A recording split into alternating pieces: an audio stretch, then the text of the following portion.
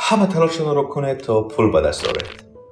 ما پول را همه چیز نمیگوییم، ولی بی پول حتی نمیتوانی آزاد بیاندیشی، نمیتوانی به مادرت بهترین طبابت دهی، به فرزندت آرزوهایش را به واقعیت تبدیل دهی.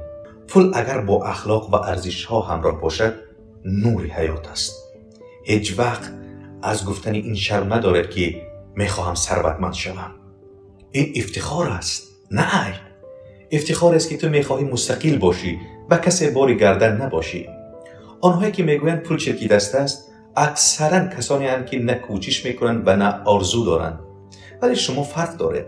به خود اجازه دهید که ثروتمند شوید، با محنت، با خرد و با صبر، با راه حلال و شرفمندانه. زیرا پول خانه زیست نیست ولی بی خطری میبخشد.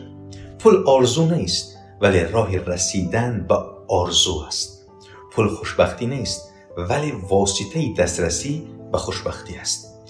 پول به دست آوردن یک فرمول دارد عزیزان. کارمان را دوست داریم و از آن ثروت ایجاد کنیم. به همین سادگی با مرکز خرد بمانید تا بهترین ها را بشنوید.